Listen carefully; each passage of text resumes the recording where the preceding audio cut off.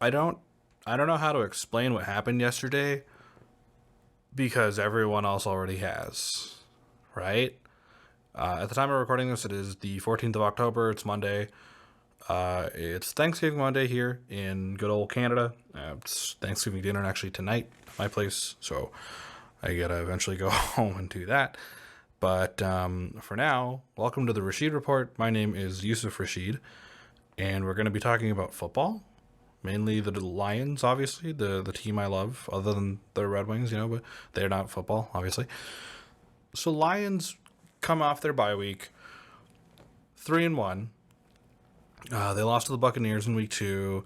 They beat the Rams overtime in week 1 to open the season, and they beat the Cardinals. So we were like, cool. And then they beat the Seahawks, and we said even better because we haven't beaten the Seahawks in quite a long time. On the topic of teams we have not beaten in quite a long time, the Dallas Cowboys. Jerry Jones' band of, I don't know what the hell they're doing now, but, they're led by one of the most expensive quarterbacks in the league now in Dak Prescott, CeeDee Lamb. They got Ezekiel Elliott back, but he's a shell of what he once was when he was previously on the Cowboys. They got Micah Parsons, the whole thing, right? Of course, led by Mike McCarthy. And I was going into this week for this game, I was a little hesitant, obviously, because the last time we played the Dallas Cowboys, the Detroit Lions almost won, and then because of a dumb technicality and the ref refusing to note that a offensive lineman was eligible to receive on a trick play, shout out to you, Decker, the Lions lost that game. And I was really annoyed. Going into this, though, I was like, this is a revenge game, I hope. We're just going to have to wait and see. Now, obviously, injury reports were a thing, and the big one coming into this game, was Micah Parsons was going to be out. All right, their leading defender in Dallas was going to not be playing. And we're like, okay, that actually might help. Jared Goff played a great game against the Seahawks. He went perfect, to be exact. We should probably shred Dallas. What happened last night is one of the greatest ass kickings I've ever seen. A big thing happened. I want to get to that last. But holy crap, I don't even want to talk about the game going through it because I think everyone knows at this point, right? It's been not like 24 hours now since that game started, but everyone I think already has heard what happened to the Dallas Cowboys yesterday. The Lions won 47-9. This is the first time since 1971 the Detroit Lions have scored 40 points in consecutive weeks. This is the first time since, I think, 2013 that we've beaten the Dallas Cowboys. Like, not since Matthew Stafford and Megatron. Like, the midday, like the middle of that era. And we ruined the Cowboys yesterday.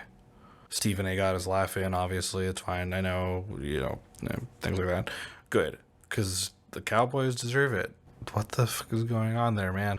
They haven't won a game at home yet. Well, let's at least talk about key points, and then we're going to talk about the big matter of that game and the potential repercussions of it, if you will, or maybe what to do after. So, that being said, okay, so like I said, I don't want to talk about the whole game. We don't have time for that. What I want to talk about is just highlight certain things that really stood out, and then we're going to get to the thing. So, first things first, Tim Patrick, hello. I'm so glad you're a Lion. What a catch for that first big play from Jared Goff. Like, oh my God, I love this guy. He fights off the defender, manages to scrag him off just a little bit, catches that ball on a dive. Oh, beauty, you're the man. Welcome to Detroit, dude. I know you've already been here a few weeks, but welcome to Detroit, brother. It's great to have you, and you're gonna be so great with our receiving core with Amon-Ra and J-Mo. I love you, man. Awesome. He has put in the work these last 2 games, and I cannot wait to see what else he does over the next few weeks with the Detroit Lions and see how things go. The other highlight, David Montgomery and Jahmyr Gibbs. They're the best running back duo in the league. They are. Right? Individually, are they in the top 5, top 10? Yeah. As a duo, I think they're number 1. They have to be, right? Jahmyr Gibbs, again, great on the rush. Had some fun little tricks here and there. But David Montgomery, what a fucking dog. Pushing his way through that first touchdown that the Lions scored in this game. Just ramming his way through, pushing guys through. Almost gets tripped, that's okay. He catches his footing, still manages to get to the end zone. Touchdown for the first big point for the Lions in this game. The offensive line. We're the best offensive line in the league. Oh, but Yusuf, you already said you're the best running back in the league. You can't have the best other thing. Yeah, we can. Yeah, we can. We're the best offensive line in the league. Okay? What Penei Sewell, Taylor Decker, Frank Ragnow, Dan Skipper, Kevin Zeitler, what they are doing is just manhandling people. They're just manhandling everyone. And it is working. It is working to a T. That's allowing Jared Goff to just be Jared Goff. Did he have the greatest game yesterday? Maybe not. Well, okay, no, that's a lie. He actually still had a really good game yesterday. Threw for 400-something yards, 480? That's a really fucking great game. The fact that they were so good that all the starters got pulled is hilarious to me. Those are the Lions we're talking about. When I was a kid, this was never even a thought. And now here we are. So, offensive line. Incredible. There's a point with the offensive line I'm going to get to in a second. Jared. I'm so glad he's our quarterback. More and more and more every week. I am so glad that Jared Goff is our quarterback. And that's not to say it's not a stab at Matthew Stafford. I was happy when he was here. But there's something about Jared week in, week out, the spirit that he brings to this team. It's encapsulating, right? Like, he's a lion. He's our guy. As someone brought this up on the broadcast yesterday during the game.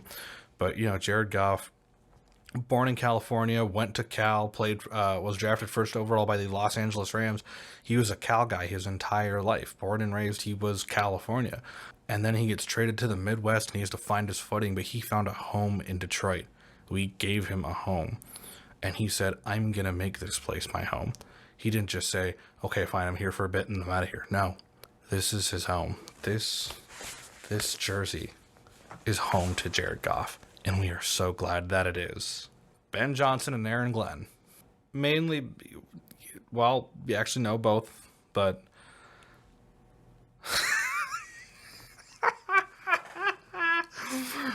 Whether it was the double flea flicker to Sam Laporta for a touchdown, or the hook and ladder to Penei Sewell, or trying to get Taylor Decker to catch, or having Dan Skipper on the wideout as a receiver, I don't know what you have in that playbook, man, specifically to Ben Johnson, but bro, I am so fucking glad you came back. One more year, right? One more year. The offense cooked yesterday. I don't like using that word because I think it's dumb in this context, but that Detroit Lions offense proved why they are a threat in this league. That yesterday proved why they are considered Super Bowl contenders. And Ben Johnson is that mastermind behind this offensive scheme that will literally do whatever the hell they want. You want to do your typical run plays? Yeah, that's fine. You want to throw wide out right to Amon-Ra, throw deep. Maybe J-Mo or Tim Patrick are going to be there at the end. Sure. Or do you want to do something even dumber, like throw a hook and ladder or, the flea flickers? We've had, I think, 2 so far this season now. We had 1 last year, I remember. And a hook and ladder to a fucking offensive lineman. The fact that apparently the playbook has multiple trick plays in there that involve offensive line. And I love it. I love that that's a thing because everyone is starting to understand that everything on the Detroit Lions offense is a weapon. You might not know how it works, but that's okay. We do. And we're going to use those to our advantage to win games. And God damn it, we one day will use that to our advantage to win a Super Bowl. Believe that. Defense. Aaron Glenn, the man deserves a standing ovation for what his defense did yesterday. Brian Branch, 2 interceptions, I think 2 PBUs. It was 9 tackles. Oh my God, Brian Branch was insane yesterday. He was on fire. Kirby Joseph, 1 interception. Would have been 2 if that other one wasn't freaking called off on Dak in the end zone. Aleem McNeil, I think 2 or 3 sacks. They were having fun yesterday. Alex Anzalone down the middle. Oh my God. The things he was doing with that linebacking core, him and Jack Campbell, they were doing great things against what is considered to be a better offense, not better than us, but good offense in Dallas, especially when you have CeeDee Lamb. Terrion Arnold doing all he can, shutting down Carlton Davis, same thing. Now, Carlton Davis took a little bit of an injury, but that's okay. I haven't heard anything about it yet, but I'm hoping he's okay. Now, the elephant in the room. In the third quarter of yesterday's game, 2.5-3 minutes in, during a Dallas Cowboys drive, while attempting a sack, Aidan Hutchinson took a bad trip and made leg-on-leg contact with a running Aleem McNeil And if you've seen the replay of it, it is pretty graphic, where you see Aidan's leg bend and flop and fold, basically. Like if this is a Liam McNeil's leg, here's Aidan's leg, it just does this. And I don't know if you guys know anatomy, I don't, but I don't think the bottom of your leg is supposed to flop around and bend like that. Aidan Hutchinson has a broken tibia, I believe it is, and possibly a broken femur, but as far as we know, it's a broken tibia. He was stretchered off, rushed to the hospital for emergency surgery. He will be back in Detroit, I believe, today or tomorrow. Aidan, first things first, man, I wish you a speedy recovery. They said between 4 to 6 months. You never know. So, hey, man, if you make a speedy recovery, we'll be back by January. Ready for our Super Bowl run, won't you?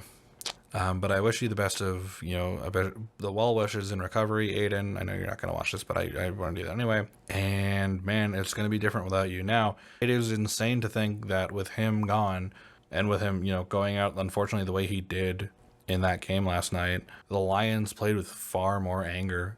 And they just kept running up the score, the interceptions. Dak Prescott, man, I feel so bad for you. You're getting all that money and got pulled. On the bright side, just so I didn't have to hear, yeah, here we go. That was a bad Dak Prescott impression, but that's okay. Regardless, yeah, defense and offense looked incredible last night. Can we keep that consistent? I don't know if we can, but I think we will. And it's going to be different without Aidan, but that's okay, because our defense is proving that even without our star player, we can still make a difference. Obviously, I believe Derek Barnes is still out, but we still, our corners, our secondary, everything has been working well. Middle linebackers, everything is working the way we need it to. It's just we need that one tiny piece, and Aidan, I think, was that piece. But it's not that he's replaceable. But we do need something to fill the gap for the time being. There's a solution to this. And this is something I was talking about with some friends, and they're all like, the Lions aren't going to do anything because they're bad. First and foremost, no, we're not bad. Second, if anyone was going to pull the following off, it'd be us. So Aidan Hutchinson and Derek Barnes are out, right? It's two big defensive ends that are out for who knows how long. Derek Barnes, we don't know how long. Aidan, 4 to 6 months, like I said.